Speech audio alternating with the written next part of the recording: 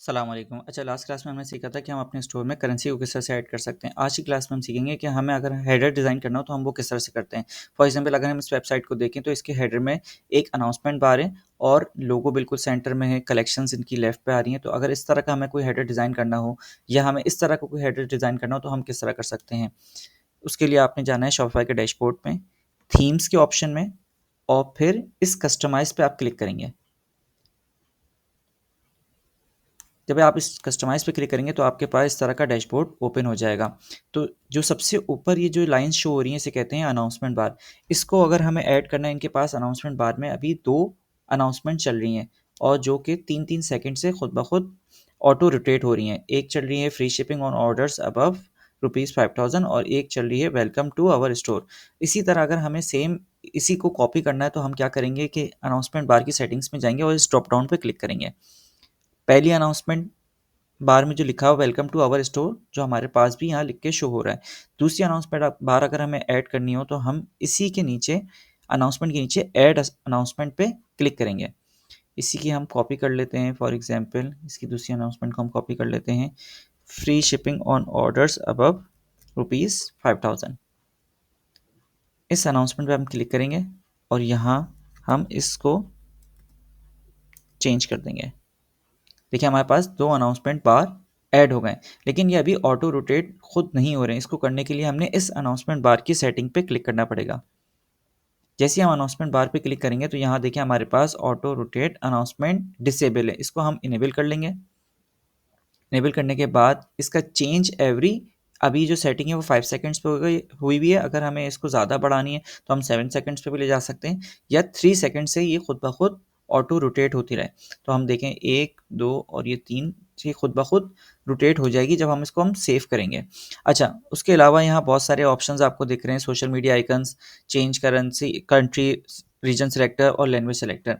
अगर for example अगर हम इसका अनाउंसमेंट बार देखें तो यहाँ हमारे पास सोशल मीडिया के पेजेस भी शो हो रहे हैं। अगर आप अपने अनाउंसमेंट बार के अंदर सोशल मीडिया पेजेस भी शो करना चाहते हैं तो आपके पास सोशल मीडिया पेजेस के लिंक होना लाजमी है। फॉर एग्जांपल हम इस लिंक को कॉपी कर लेते हैं फेसबुक के इनके, और यहाँ सेटिंग्स में जाना है आपने। सेटिंग्स में जाने के बाद यहाँ सोशल मीडिया का ऑप्शन होता है। सोशल मीडिया के ऑप्शन पे जाने के बाद आपने जो अपने पेजेस के लिंक है वो यहाँ पेस्ट कर दें। फेसबुक में आप फेसबुक का कर दें और इंस्टाग्राम के लिंक को इंस्टाग्राम के ऑप्शन में पेस्ट कर दें। इसी तरह आप यूट्यूब का लिंक भी ऐड कर सकते हैं, टिकटॉक का भी कर सकते हैं, ट्विटर भी कर सकते हैं, जितने भी आपके लिंक्स हैं। ये करने के बाद दोबारा आपने इस सेक्शन की सेटिंग में जाना है और यहाँ जाके आपने ये सोशल मीडिया आइकन्स जब आप वहाँ पेस्ट कर लें तो इसको इनेबल कर दें। जैसे आप इनेबल करेंगे तो आप ये देखें, इसको मैं सेव कर लेता हूँ। सेव करने के बाद अगर मैं अब अपनी वेबसाइट को रिफ़्रेश करूँ तो आप देखें हमारे पास यहाँ सोशल मीडिया के आइकन्स भी आ गए हैं और हमारे पास अनाउंसमेंट बार में 2 अनाउंसमेंट्स भी ऐड हो गई हैं जो कि खुद ब खुद रोटेट हो जाएंगी। अब इसके बाद हम इसमें लोगो ऐड कर देते हैं। लोगो ऐड करने के लिए आपने सबसे पहले जाना है थीम सेटिंग्स में। थीम सेटिंग्स में आप यहाँ देखें आपके पास लोगो का ऑप्शन शो हो रहा होगा। अच्छा, हर थीम में यहाँ शो नहीं होता। अभी हम ट्रेड यूज़ कर रहे हैं तो ट्रेड की जो सेटिंग है, ट्रेड थीम की, उसमें लोगो की सेटिंग यहाँ आपको शो हो जाएगी। सेटिंग्स में लोगो में जाना है। लोगो में जाने के बाद आप यहाँ लोगो अपनी वेबसाइट का ऐड कर लें, जो भी आपका लोगो है। मैंने इसको डाउनलोड कर लिया था इस लोगो को, तो मैं यहाँ वो ऐड कर लेता हूँ। मेरे पास यहाँ ये शो हो जाएगा, एक सेकेंड। ये रहा। इस लोगो को मैं सिलेक्ट करके यहाँ ऐड कर लेता हूँ। अच्छा, लोगो जब भी आप ऐड करें तो जो भी आप साइज़ रख रहे हैं 500 बाय 500 या 300 बाय 300, लोगो में गैप्स नहीं होने चाहिए, ना हाइट में ना विड्थ में। इसको मैंने डन कर दिया। जैसे ही मैं यहाँ लोगो ऐड करूँगा तो देखिए हमारे पास यहाँ खुद ब खुद ऑटोमेटिकली लोगो शो होने लग गया है। अच्छा, फेव आइकन कहते हैं, ये जो आइकन आपको नज़र आ रहा है इसको फेव आइकन कहते हैं। जैसे यहाँ ये शो हो रहा है, यहाँ ये शो हो रहा है, यहाँ ये शो हो रहा है, तो इसको भी आपने अपडेट करना होता है। फेव आइकन में भी आपने जो लोगो आपने लगाया है वही आप इसको सेलेक्ट करके अप्लाई कर लें। अब आपने वापस आना है सेक्शंस की सेटिंग में। अभी हमारे पास इनका अगर हम लोगो देखें तो यहाँ मिडिल में शो हो रहा है और लेफ्ट में कलेक्शन शो हो रही है। अगर हमें सेम इसी तरह करना, भी हमारे पास लोगो यहाँ शो हो रहा है और कलेक्शन राइट पे शो हो रही है, तो हम इसकी सेटिंग को कहाँ से चेंज कर सकते हैं। यहाँ आपने सेक्शंस में आना है और इस हेडर के ऊपर आपने क्लिक करना है।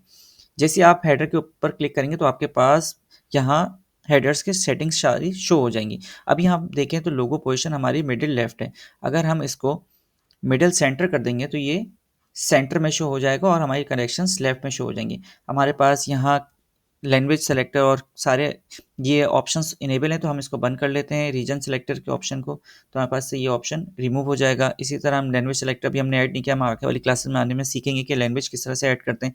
अभी आप इसको भी बंद कर दें और कस्टमर अकाउंट अवतार ऑप्शन को भी आप डिसेबल कर दें। तो अभी अगर हम इसको रिफ्रेश करें तो हमारा वैसे ही हेडर बन गया है जैसे हमने इस वेबसाइट को हम कॉपी कर रहे थे। मैं इसको रिफ्रेश कर लेता हूँ। देखिए हमारे पास वैसे ही हेडर शो होने लग गया है जिसकी हम कॉपी करके इस हेडर को बना रहे थे।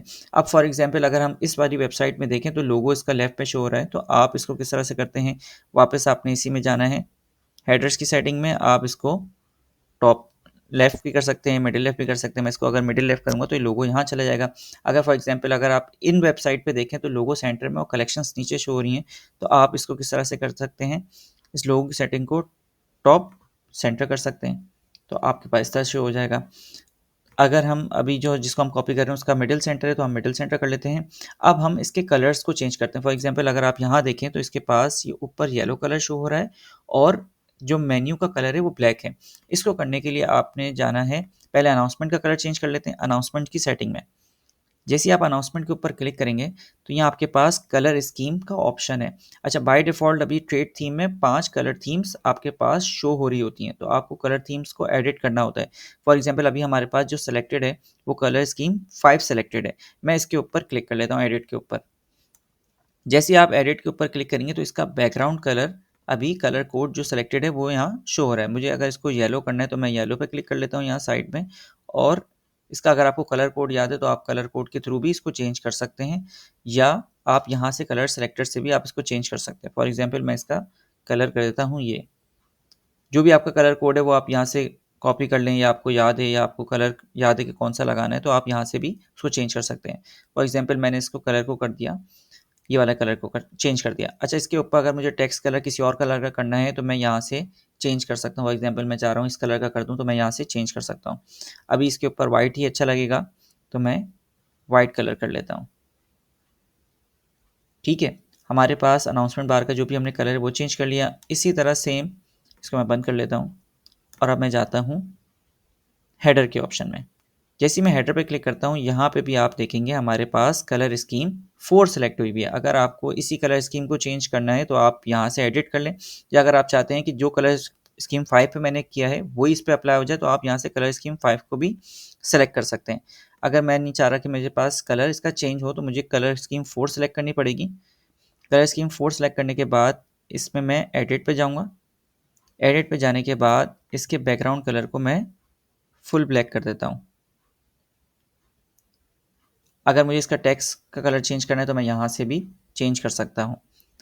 इसको मैं क्रॉस कर लेता हूँ। अगर आप चाहते हैं आपका हेडर स्टिकी रहे तो आप यहाँ से स्टिकी हेडर को सिलेक्ट कर सकते हैं, ऑलवेज एंड रिड्यूस लोगो। जैसे ही देखिए मैं स्क्रॉल कर रहा हूँ तो मेरा हेडर स्टिकी है और लोगो छोटा हो रहा है। अगर आप चाहते हैं कि आपका हेडर स्टिकी ना रहे तो आप इसको नन कर दें, तो आपका हेडर स्टिकी नहीं रहेगा।